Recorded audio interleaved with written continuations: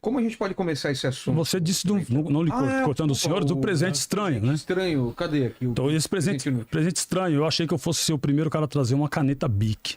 Eu já soube aqui nos bastidores que o Bolsonaro também trouxe uma caneta Bic. A mesma. Eu não sei qual é a história que ele contou sobre. Ele assinou, a caneta que ele assinava. Qual é a história? Não, aqui tem uma câmera aqui em cima. Sim, perdão. Ó, corta aqui, ó. Aqui, ó. Qual que é a história da caneta? A história é a seguinte, isso aqui é uma caneta Bic, né? Essa aqui ficou na iminência de salvar a minha vida. Essa parte da caneta. Essa parte. Mas no regime de isolamento, essa parte salvou minha vida. Quando eu fui parar em Avaré em 2003. Quando eu conheci, inclusive, a figura do Marcola, em 2003, pessoalmente. Isso aqui salvou minha vida. Porque eu cheguei em 2003, e aí envolve também a operação policial, eu chego em 2003... envolvido em tráfico dentro da prisão. Eu caio numa operação, um grampo telefônico, e eu tinha que sobreviver dentro da prisão e tinha que dar meu jeito. Certo. Você chega grande na prisão, você tem que permanecer grande, senão os caras vão montar em cima de você.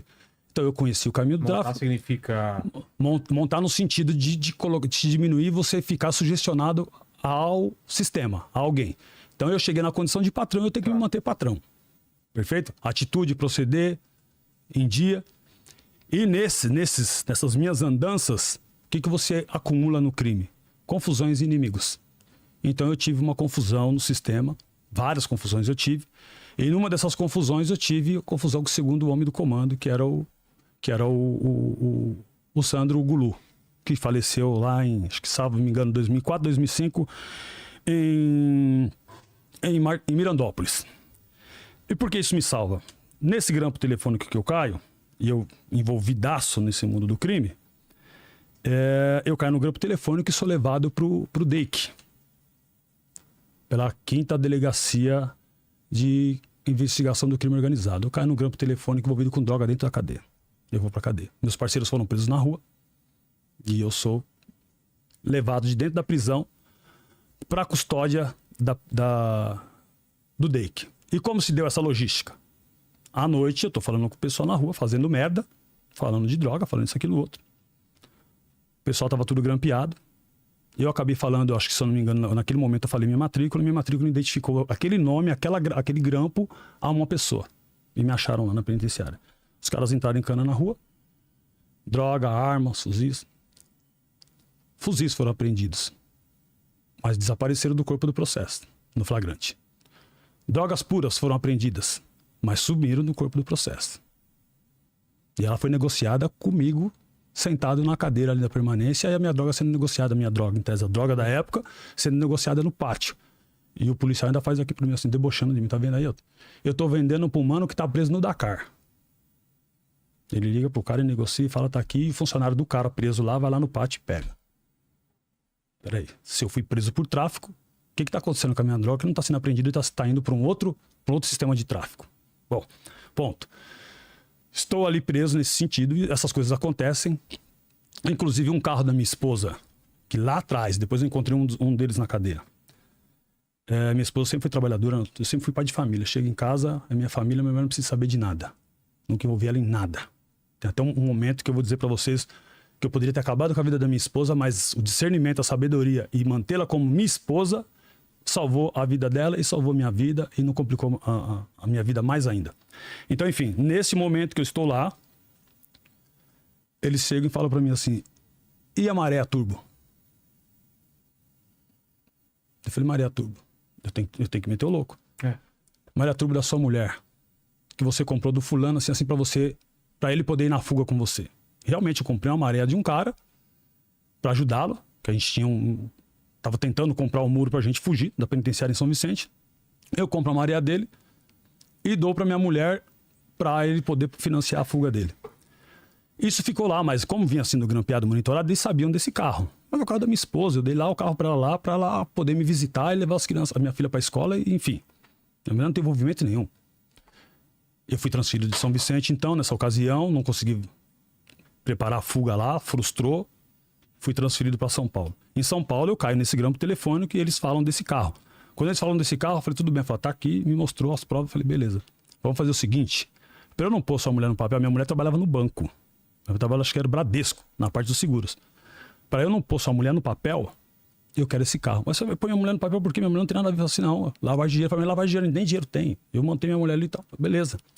Qual que é o acordo? Me dá a maréia, me dá mais tanto, se não me engano, uns 50 pau, e a gente não põe no processo. Beleza, eu tô sugestionado, eu tô refém.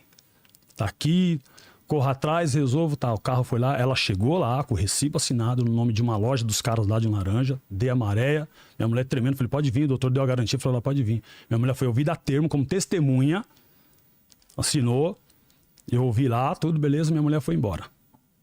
Livrei minha mulher disso, me dei mal lá, fui indo, eu ia ser levado pro regime de Presidente Bernardes, no isolamento de Presidente Bernardes, mas a polícia, no momento que eles se dignaram, eles continuavam monitorando os telefones que estavam na prisão e, nesse sentido, eu estava sendo decretada a morte. Porque, segundo o Gulu, disse, ele e mais outros caras disseram que eu estava usando o nome do comando para matar pessoas e tomar conta do tráfico na Baixada. Isso não era o que eu estava fazendo. Quem estava fazendo isso eram outras pessoas lá, a guerra deles lá, não tinha nada a ver, não era facção, era um companheiro. Só que eu incomodava porque eu tinha meu corre, eu tinha meu fornecedor e eu tinha os meus fiéis que compravam de mim. E eu não misturava, eu tinha um grande respeito, ninguém entrava no meu caminho, não entrava no caminho de ninguém, era respeitado. Embora algumas vezes, quem trabalhava comigo falou, pô, não dá pra comprar porque é o seguinte, o mano veio aqui e falou, tá com nós ou tá contra nós. Eu rápido peguei meu telefone, liguei onde tinha que ligar, os caras falaram, não existe isso e tal, e mantinha o meu equilíbrio, porque eu tinha uma conexão com São Paulo, eu era de São Paulo preso na Baixada. Eu mantinha isso bem blindado, porque eu tinha vários amigos, vários contatos. Nesse sentido, quando eu tô lá no DEIC, eu faço esse acordo, eles ouvem que eu vou ser morto, se eu for para Bernardes, e quem estava em Bernardes? O Gulu estava preso em Bernardes, os caras, regime de isolamento, presidente Bernardes, no Big Brother. Eu, quando saísse pro pátio, eu ia morrer. A polícia veio e mostrou o grampo, falou, tá aqui, os caras estão falando que você estava usando. Eu falei, mas eu não tô. Tá no grampo das transcrições. Eu já falei pro meu advogado, doutor, pega essas transcrições e leva onde tem que levar para os caras verem que o que os caras estão falando não procede, é mentira. Fiquei desesperado, tô decretado a morte. Mas o policial pega esse mesmo que junto lá, os caras estavam tomando meu dinheiro, fazendo um monte de coisa. Eu já sei que todos eles estão expulsos, acho que um faleceu em razão desse mesmo comportamento. Não posso dizer do delegado, porque o delegado em momento algum esteve junto, mas os agentes ali, quando o delegado chegava, eles mantinham a postura, mas era um absurdo o que estava acontecendo comigo. Eu vou dizer até como eu escapei dessa tortura, eu vou falar para vocês já. Ele vem com o papel e fala assim, ó, você vai para RDD, só que você ia para Bernardes. Eu vou ser homem com você, se você for para Bernardes, você vai morrer. Eu vou te mandar, aqui, ó. Se ele simulou, se ele não simulou, para mim não sei. Eu sei que ele muda a ordem e fala assim, você vai para Avaré. Penitenciário de Avaré, isso em 2003. E Avaré é? Regime de isolamento. Tá. Era RDD também. RDD Bernardes Avaré. Com as palavras dele. Lá você vai falar com um cara que é o único cara que eu conheço que é homem nessa porra aí, é o Marcola. Você vai conhecer ele, não conhecia. Por gentileza, explica em casa, para quem tá em casa, o que é RDD? Regime disciplinar diferenciado. Qual é a rotina? Você ficar à margem dos presos. O regime de isolamento, banho de sol, em tese, pela lei, tem que ser 1 hora por dia. Mas era tão lotado que eu cheguei a ter banho de sol 1 vez por semana e teve semana que não deu pra...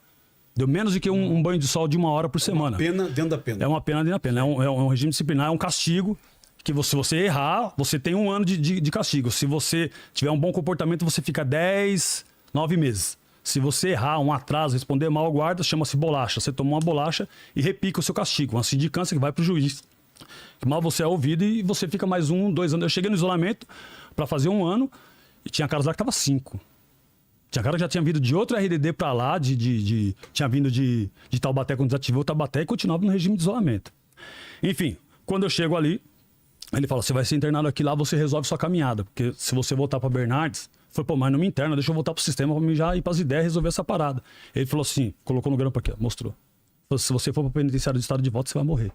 Foi o único momento que ele foi digno comigo. Então vamos dizer que foi uma troca. Tudo que eu paguei de acerto, fuzil que sumiu, essas coisas, nesse momento ele me deu dignidade. Me deu uma chance de um sopro de vida. Vamos dizer isso. E eu chego em Avaré. Quando eu chego em Avaré, as celas ainda não tinham telas em todas as celas. Eram só os pirulitos.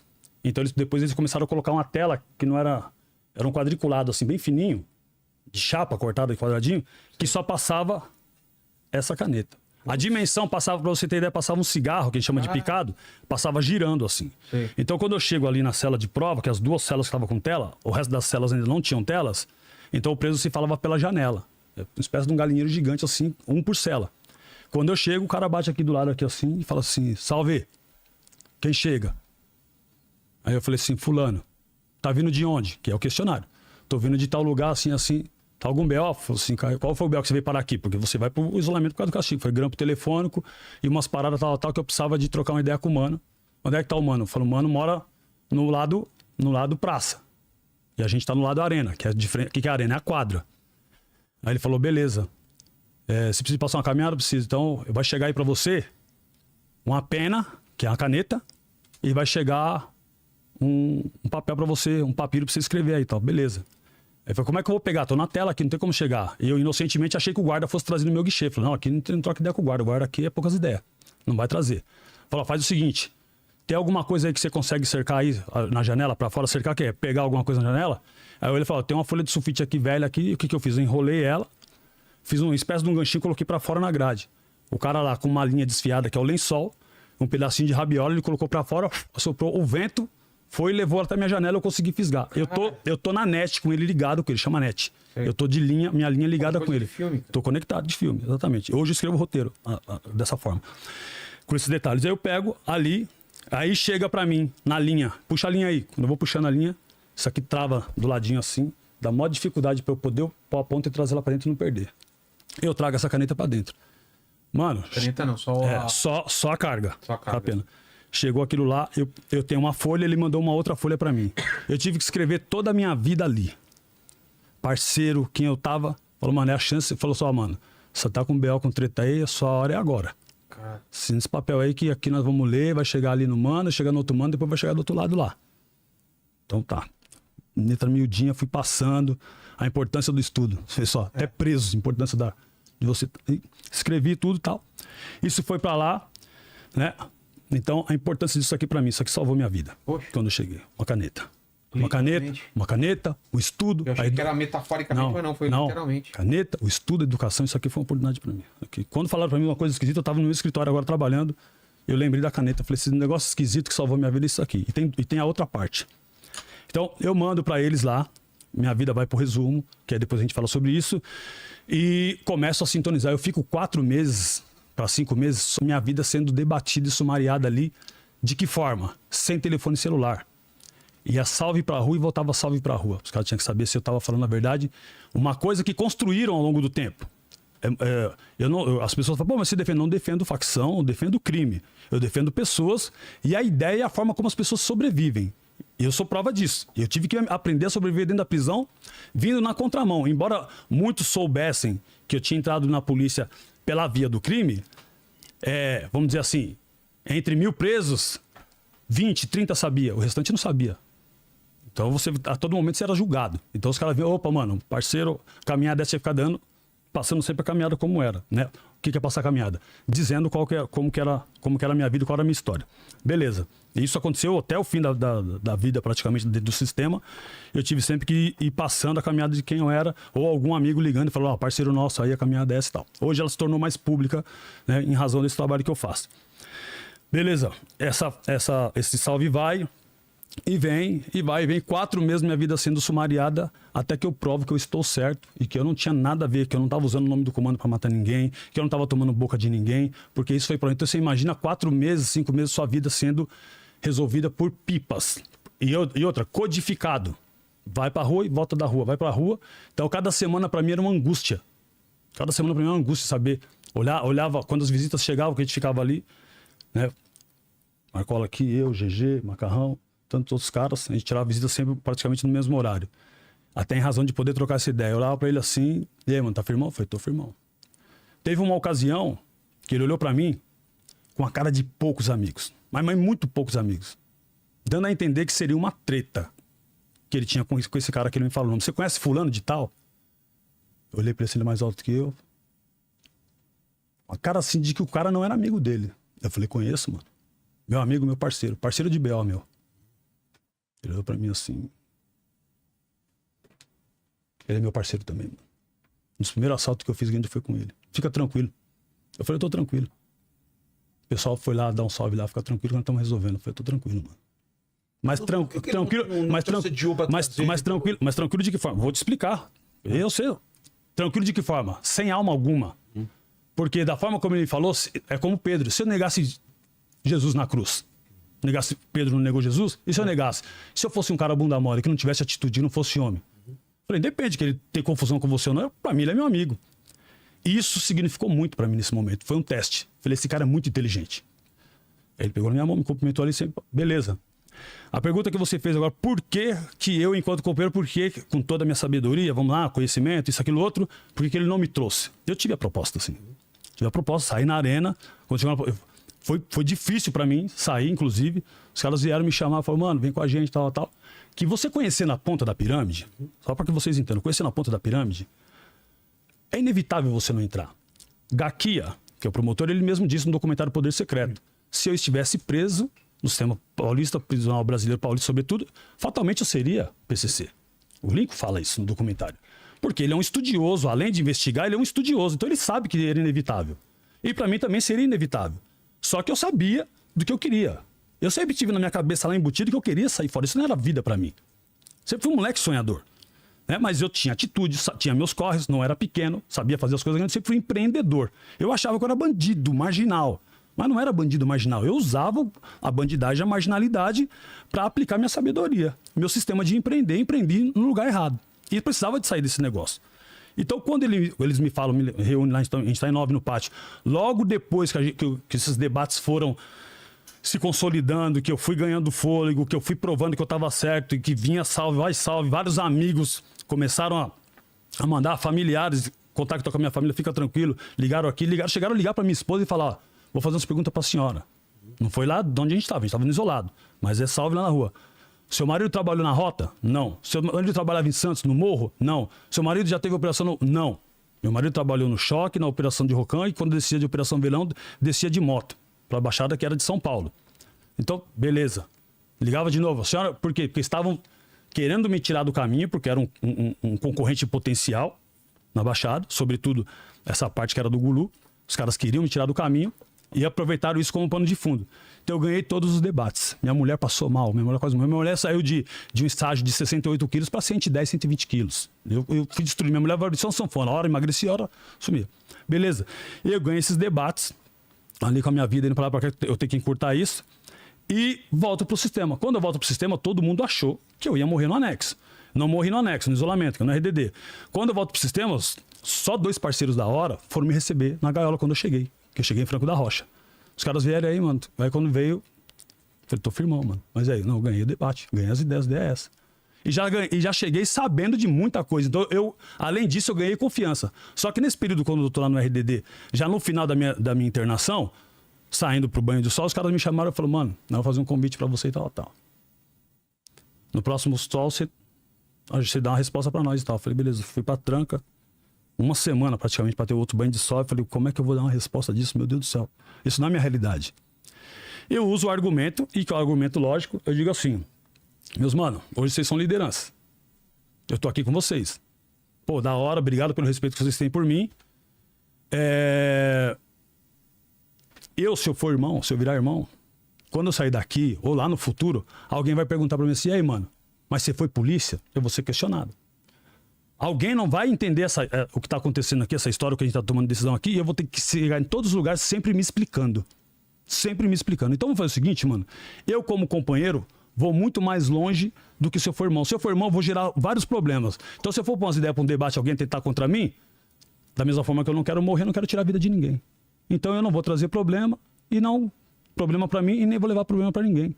Eu, como companheiro, tá, falei, cara, esse é liso, hein, mano, inteligente. Então, eu consegui uma resposta verdadeira, que era o meu sentimento, e inteligente ao mesmo tempo, que convencesse o poder da argumentação.